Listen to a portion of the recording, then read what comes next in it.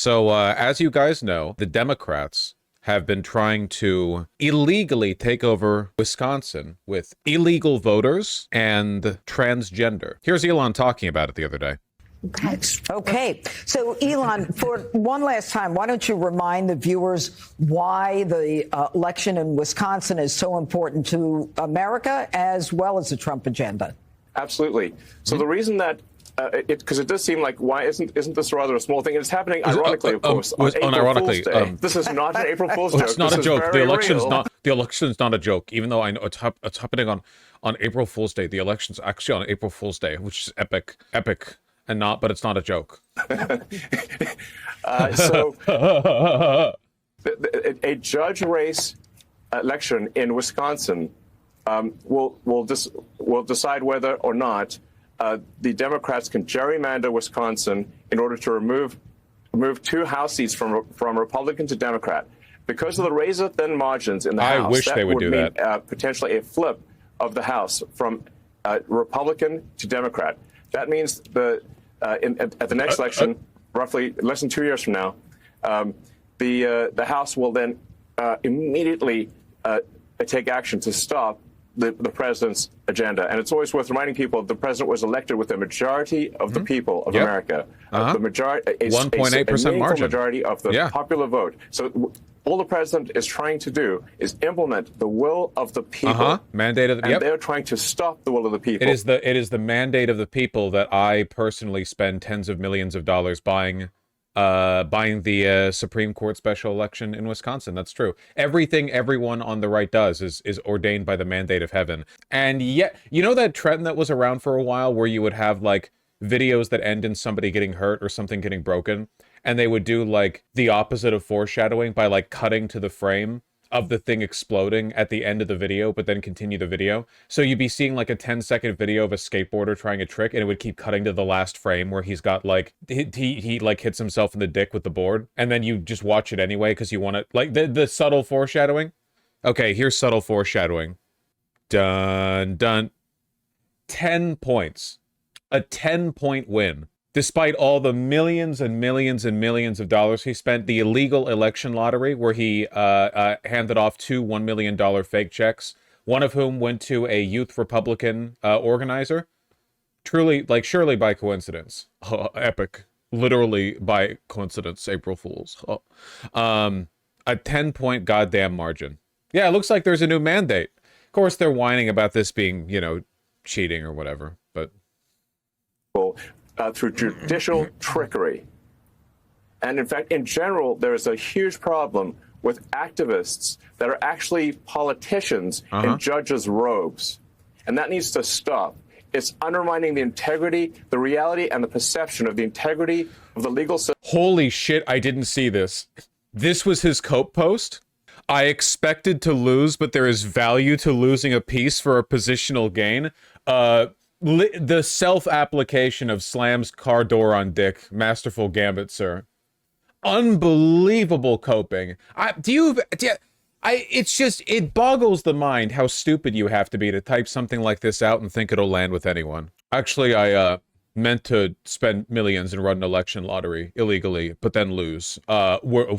Just one step in the grand game of 40 chess that I'm playing. But chess isn't simple enough for me. It doesn't have tech trees. That's why I prefer stuff like... What did he say he preferred? Remember that old post of his where he was like, I don't like chess because it doesn't have tech trees. It's not complex enough for my mind. Yeah, it doesn't have fog of war. Polytopia. Isn't Polytopia like a mid-game? Like, it's not... I'm not saying it's bad. It's just like, not... It was a mobile game. That's incredible. That's really cool, man. System of the United States... And these fake judges should be ashamed of themselves. They are not. They are just pretending to be judges. But they are not. They are making the law instead of implementing the law. It's wrong. Yes, and they're activists. And you say that you can both register and vote today? Yes, you can both register and vote today. And the voting stations close at 8 p.m. local time. 10-point loss. It looks like Elon actually cost his guy votes. This is the thing that I'm really, really, really excited about. what I predicted with my giant brain, losing one piece for a positional gain, thank you, was that what we're looking at here basically is like a canary in the coal mine for the momentum of of the oligarchy. Like, how much time do you have after the inauguration? How much goodwill can you burn through before your name starts to become poison? You know? Elon's endorsee ran 5 points behind the other statewide Republican candidate. That's an unbelievably negative return on investment. Only Elon Musk could find a way to anti-buy an election. You know, how do you spend money to lose it harder? Susan Crawford 10 points over Brad Schimel in the final. Jill Underly only 5 points over Brittany Kinzer. That's not necessarily like a perfect litmus test. You know, you don't know for sure that's representative, but it's probably indicative at the very least. At the very least, you can say for sure that Elon's attempt at mobilizing people to win the election completely failed. And I think you could reasonably say it backfired. Now, our effort to mobilize progressive victory to get people out there to canvass and phone bank for Crawford, clearly that succeeded. Basically, what I'm saying is that I'm the real oligarch. Thank you. I canvassed. Well done doing my best. You really were. Elon proclaims the entire destiny of humanity rests on Wisconsin Supreme Court election. That's so cool. Fascists need to maintain a constant state of alarm, but like they run out of words. So it becomes like, you know, actually the school board election in this county of Kansas is basically like the entire fate of humanity hinges on this, essentially. Incredible. The entire destiny of humanity. God, he's such a Redditor. You know what they're going to do, by the way? Now they're going to argue, how can you say that Elon Musk is an oligarch who bought the election, since apparently his electoral influence doesn't actually do anything? This might have been why he's so desperate for this race, too. Yeah, there is an ongoing lawsuit in Wisconsin over Tesla, but I think this has more to do with the potential for gerrymandering. If the Supreme Court of Wisconsin went red, they would be, Wisconsin would be lost possibly for the rest of our lifetimes. Like that, they would use that to do so much damage in so like in like such an irreparable fashion. Listen to this bitch. Wisconsin Supreme Court Justice Rebecca Bradley. Guess which side she's on. I'm really personally and professionally disappointed that Judge Schimel lost to Judge Crawford. I think it's going to result in terrible consequences for the state of Wisconsin and for the state of the judiciary. Yep, Republican makeup. My four colleagues I don't want to look at her up close. Politicized our court in a terrible manner. They make political decisions all the time. They rule 100% for the Democratic Party in every case that's presented to them. We had an opportunity to return the court to what it should be, which is deciding cases under the law. And unfortunately, we're simply going to see more politicization of the judiciary. I also think the way Judge Crawford ran her race was disgusting. In order for this to really land, you have to understand Judge Crawford, it is like the most normal woman possible in the context of an election like this. Like, Judge Crawford is I hate every guy I see in the street. I hate that guy right there, that normal guy walking by. She's Jane Woman. Like, this is what a normal person looks like to them now. And this is very, very, very dangerous for them. Okay? Because it is one thing for God, this is an unflattering. That's a lot of blue to put on your eyelids if you are a Supreme Court judge. I'm just going to say that's a lot. I'm not saying you can't. I'm just saying, yeah, and the crazy thing, she's only 19 years old. That's not true. You run down a very like dangerous path from the perspective of the right, because like obviously, so Republicans call everyone a communist, right? Joe Biden's a communist, AOC is a communist, Bernie Sanders is a communist. Literally everyone is anti-white, hates America, communist, et cetera, et cetera. You start getting into really dangerous territory when you have the simultaneous problem of not winning new voters and painting everyone to your left as like equally reprehensible. Because what you're basically telling all of Wisconsin right now is like, for one, I, a Republican Supreme Court justice in your state, am a partisan piece of shit monster. And two, like, you actually can't vote in the people you like. Even the so-called normal candidates are enemies of the American people, you know? You're trying to negatively polarize people, but it's clearly not working because Crawford won by 10 points. Yeah, you get locked into a position where you have to be maximally alarmist about absolutely everything, which really does diminish your ability to target certain people and direct your base appropriately. Like, Jesus Christ, Elon Musk saying the future of humanity, the future of the nation's destiny, or whatever the fuck he said. Like, I'm not saying that this constant alarmism is new, but I feel like for the most part, and please correct, like, I feel like this is just an impressions thing, right? In the first Trump administration, he was a lot better at choosing what to be alarmist over. Overwhelmingly, it was immigration, right? And you had bits with like Iran or whatever. For the most part, the hyper fixated, like, this is the end of the country rhetoric was focused on immigration. China, sometimes. Now it's like everything, all the time. Everything, every issue, every person, everything, all the time. All of them are existential threats. Yeah, eventually you spread the butter too thin. She slandered a good man, Judge Schimel. We saw this last time against Justice Kelly. It's really sickening, and I hope next time the people will see through the lies that misportray good people in these ads. It's a terrible thing to happen to the state. Why do you think Schimel lost at the end of the day? I think that we saw a ridiculous amount of money come in to this election, and I always defend the right of anybody to participate in speaking in elections, and of course. Yeah, she's essentially saying that Democrats bought the election. This is the kind of person we're dealing with. I don't think she should be a judge. I think this should be like, I think people should be litigious over this. This is like Weimar judge behavior. Right here, this is treasonous. At the very least, this is worthy. This is like grounds for impeachment. The idea, like, somebody pull up the chart for me. I don't even have it up right now.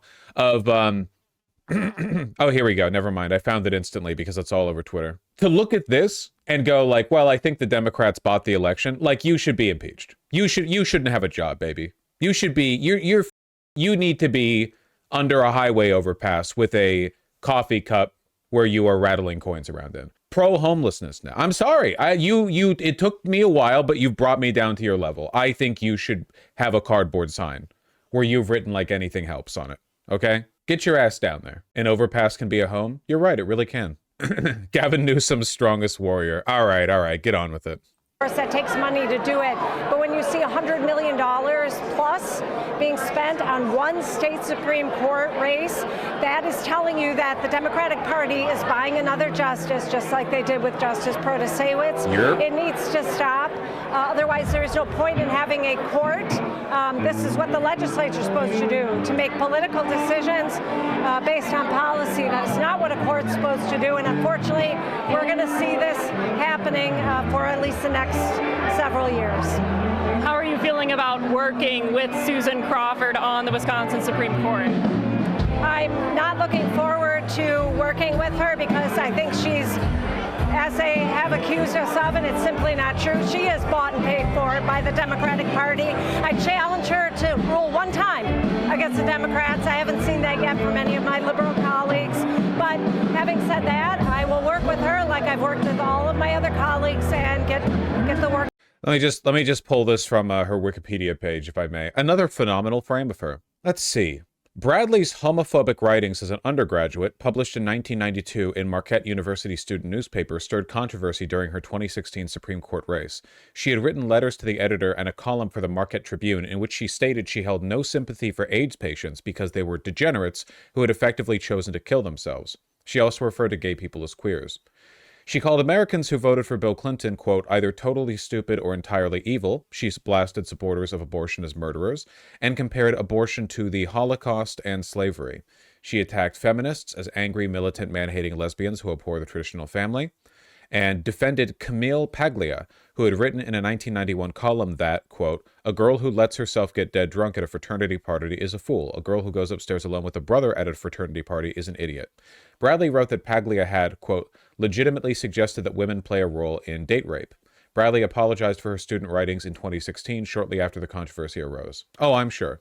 And then she won. How are they all just plain evil? I will never forgive the Democratic Party for perpetuating the myth that there was a good Republican Party. Like, let alone the faults with the Democratic Party. We're not letting them off the hook. But the idea of like, no, underneath all this, there's actually like a really noble, like they've got good ideas about austerity and fiscal responsibility. And then you look under the hood and it's like the veneer of neoconservative respectability is like paper thin. And it's literally just the same shit it's always been. Like, the reason the Tea Party and Trump happened were because the real Republican base were getting increasingly upset at how like play civil their leaders were in Washington. They were like, what the why is it that we're all like all the Republicans around the country, they're like, racist, homophobes, wife beaters, terrible people, right? And they vote in at a local level like Klan members and shit. But then when you vote for a Republican who goes over to Washington, they have to put on a suit and tie and be all like nice and respectable and pretend not to be racist and say like MLK Jr. is actually an American hero. What the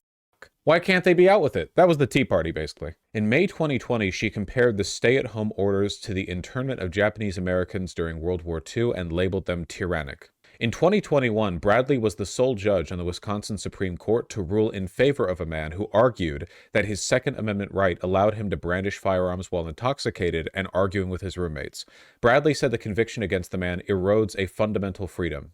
That's cool, man. Just like average state level Republican, honestly. Like it's not even exceptional. I know she sounds exceptional. I swear to God, guys, if you live in well, you don't even have to live in a red state. Just go like in your state, go look up the Wikipedia pages of any number of your state level Supreme Court justices who are Republican or like state officials, state house members.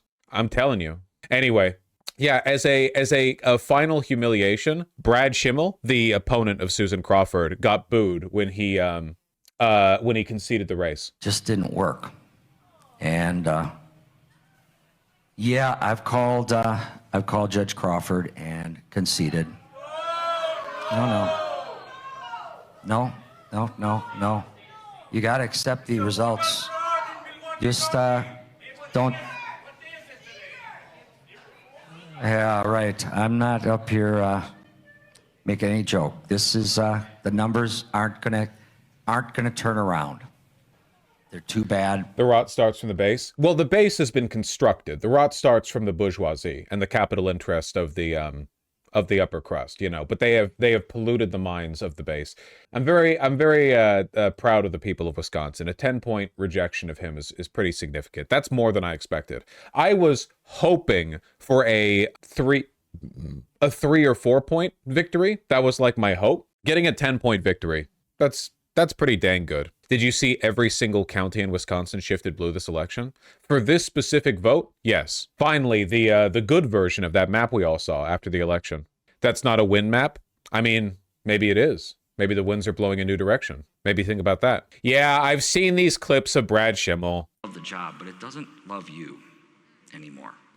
I don't even want to watch them. I'm pretty sure we even went through one of them before. Brad Schimel admitted to having, quote, psychologically beat the daylights out of his 8-year-old daughter. Me, if I had a child and I was saying that I would offer them the last cookie in the cookie jar if they could beat me to debate as to why they needed it. I want it. Well, your wants aren't your needs. Have you thought about that? I want lots of things, but if I tried to achieve them, I wouldn't be able to achieve the other things that I need to achieve in my life. Have you considered that? The opportunity cost of what you want versus what you need? But I want it! Okay, well, that's an ad hominem, son. You're going in the hole. You're going in the pit. I pull out like a large keyring with there's like a trap door in the backyard.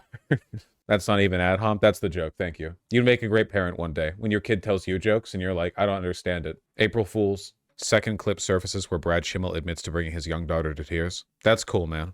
And she said, but you come home from a day of that kind of work and you don't talk to your family for half an hour after you get home. Decompress. Yeah, I got to go decompress.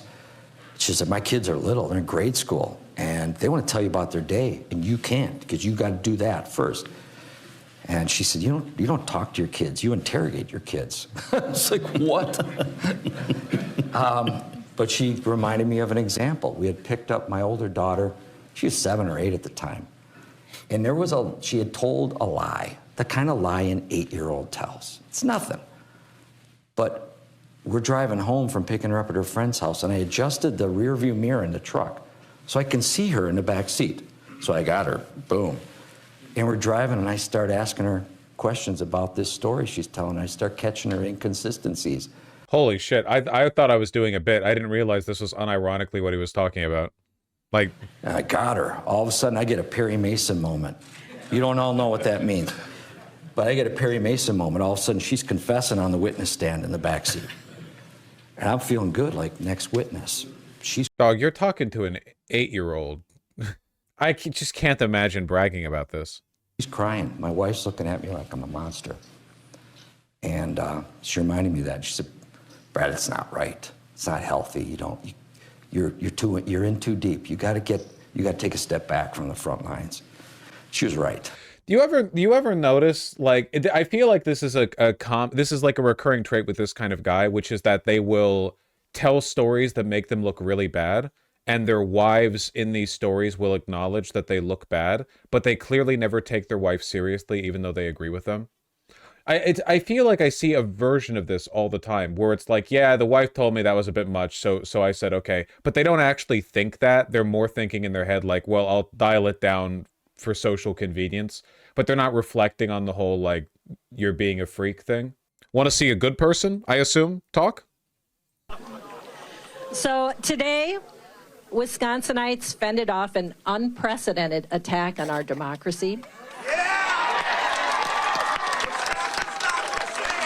That's right. Our fair elections and our Supreme Court. Isn't it crazy how her phrenology and skull shape suggest good character? I hate to keep harping on this, but it is kind of insane how you look at Schimel and you look at the other woman we were looking at, Rebecca Bradley, and the evil exuded like it had shaped them, you know? And with her, she just seems like quite nice. You pause in a frame of her and she just looks like she's paused in a frame in a video. I'm just saying, listen, I'm not saying there's any scientific basis to phrenology. I'm only saying that if there was, the people who have historically employed phrenology would not be happy with my conclusions as derived impartially from the evidence, okay?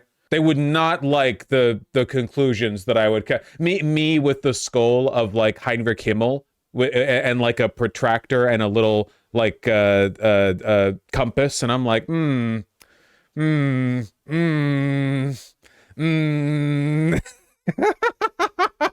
Yeah, the calipers. And Wisconsins stood up and said loudly that justice does not have a price. Our courts are not for sale.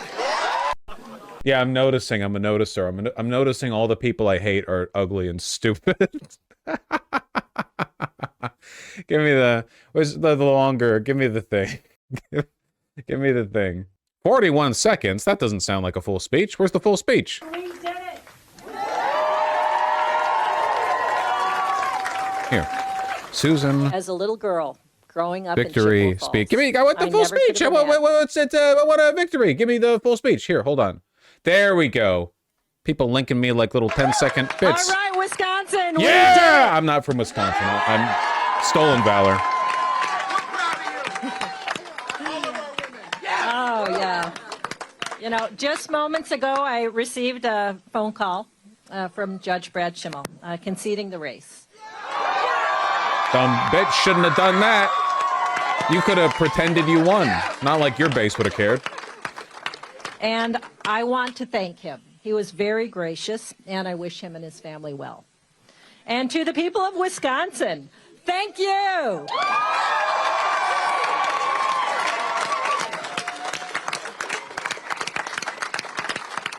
Thank you for trusting me to serve you on the Wisconsin Supreme Court. This campaign has been an incredible, life-altering experience in so many ways. And I'm so grateful to have earned the trust and support of voters across this great state.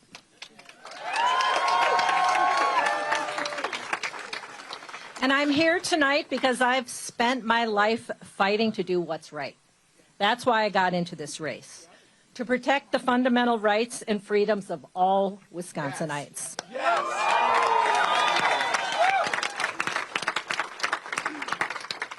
Growing up in Chippewa. This is so joyous. It's actually the first good day we've had since the inauguration. I mean, it makes sense, right? Like, this is the first real election that we've had, the first, like, meaningful test we've had on whether or not they'd be able to recreate the margins that they enjoyed back in the 2024 presidential. By the way, I believe in Florida, we didn't win in Florida, unfortunately, but they did not get the 30-point margin they got in 2024. I think the margin for, what was it, House 6 in it was 14 points for House 6, and no, it was 14 for House 1 and like 10 for House 6.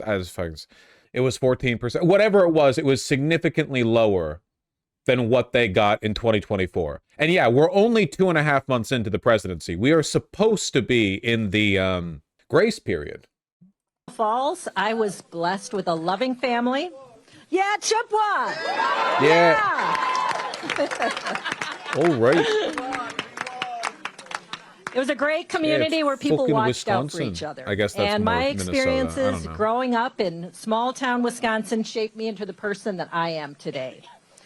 Someone who values hard work, common sense, honesty, and who can tell right from wrong.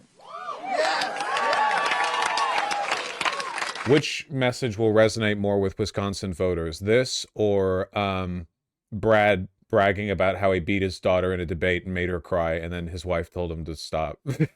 Which of these messages is more likely to resonate with the Wisconsin voter? You decide. Someone who watches out for people. But I've got to tell you, as a little girl growing up in Chippewa Falls, I never could have imagined that I'd be taking on the richest man in the world. Based.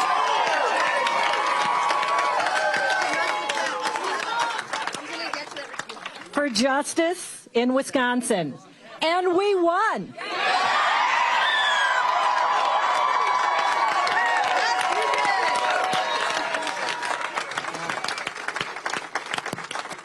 I've spent my whole career fighting for Wisconsin as a prosecutor, a lawyer, a judge, and now a soon-to-be justice on the Wisconsin Supreme Court.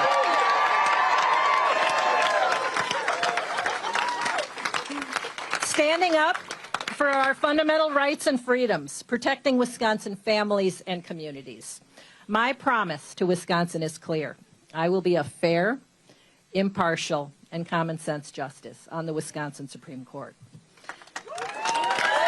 I just realized that it was more interesting to watch the first 2 minutes and not the whole thing. I mostly wanted to see her saying I didn't think I'd be taking on the world's wealthiest man. I really like that too, because it's like, she's not even framing it as like an ideological divide, right? With him being Republican and her being Democrat. More just like, I'm just an average Wisconsin girl or whatever, just an average Supreme Court justice. I'm just a humble, small town Wisconsin state Supreme Court justice girl. And who knew I'd be taking on the wealthiest guy in the world, you know? It's just, it's good framing. Just a birthday girl. Yeah, it's pretty good. Elon Musk said he expected to lose Wisconsin Supreme Court race. Idiot. Baka. This is all according to Kakyoin. Editor's note. Kakyoin means when you slam your dick in a car door and people compliment you for it. You get what you expect. Republicans reel as Dem overperformances hit a swing state and MAGA country. Yes. Republicans emerged from Tuesday's elections on shaky footing. Over the past 10 weeks, Donald Trump and Elon Musk have worked to hobble the federal government, pummel the... Okay, enough of the narrativization. Give me the quips. I'm honestly shocked. I thought we had this in the bag, said Pam Van Handel. Me when I'm not evil. Pam Van Handel, chair of the Republican Party of Wisconsin's Outagamie County. Outagamie County. I thought Musk was going to be an asset for this race. People love Trump, but maybe they don't love everyone he supports. Maybe I have blinders on. It does seem like, how do I put this? It seems, okay, Elon wants to be, or quite possibly is, the shadow president, right? But Trump is the popular one. People voted for Trump. It seems like you have this weird dynamic where Elon is running the show, but he should be hiding behind Trump, but he's too obsessed with being out there in front, so he's not hiding behind Trump. And he's actually taking the heat that should be going to Trump. Like, Elon's popularity is falling quite quickly. faster than Trump's is. There are lots of people who like Trump but aren't sure about Elon. He should be hiding behind Trump, but he's not. It's a very weird dynamic. It's like he's half of a human shield. Like, in a way, Elon is like a heat shield for Trump. But in another way, it seems like he's actually positioning himself there of his own will. Ron Bishop, the mayor of Waupun, Wisconsin, and former chair of the Republican Party of Fond du Lac County, the naming conventions up here escape me, admitted that the race, quote, throws up a bunch of warning signs for the midterm elections. I thought Elon coming could help turn those people to go out and vote, Bishop said. Instead, he added, I think Musk helped get out voters in that he may have turned out more voters against Schimel. Democrats had sold the Wisconsin election, in particular as a referendum on Trump and Musk. As the dust settled, they gloated. It's time for them to walk away from this unelected, unpopular, unhinged, and un-American billionaire puppet master. A triumphant Hakeem Jeffries said of Musk on Tuesday night, Hakeem, shut the f*** up! You don't get any of this. You get nothing. Chuck Schumer, blah, blah, blah. I really, really, really hope that Democrats don't obsess so much over criticizing Elon that if Elon does get ousted or does get like reduced in prominence in the administration, they celebrate that like it's a victory over the underlying structures that have shifted right. Like Elon is just the most uncharismatic out there oligarch, but then once he goes off and lives in Russia or whatever, they're going to celebrate and Trump's still going to be president. He didn't even mention the Wisconsin race in his Truth Social post. Of course, Chuck Schumer frames it as extreme Republican. Yeah, stuff like this, man. Chuck Schumer applauded Wisconsin voters who he said, quote, sent a decisive message to Elon Musk, Donald Trump, and Doge by rejecting an extreme Republican. Dog, he was a normal Republican. That's a normal Republican. They are all like that. Brad Schimel is literally, if anything, the fact that he conceded the race after losing means he's more moderate than the Republican Party is at a national level. We'll see how things go. Oh yeah, here we go. Trump-endorsed Republican Randy Fine delivered a decisive 14-point victory against Josh Wheel, a Democrat who had outraced Fine by over 10-1 thanks in large part to small dollar donations from outside the state. But he underperformed sharply compared to Trump, who won the deep red district by more than 30 points just 4 months ago. Yeah, a 16-point shift in just a few months, a pretty big deal. We'll see how things go. You got to take the good news when it comes, right? It's crazy how they really just only like Trump. Yeah, genuinely. It is a cult of personality. Like, I know I've said that a billion times. It's just, it's important to remember, like, over and over and over again, no matter how many different ways it makes itself evidence, at the end of the day, like, that is what they're all kind of hinging on.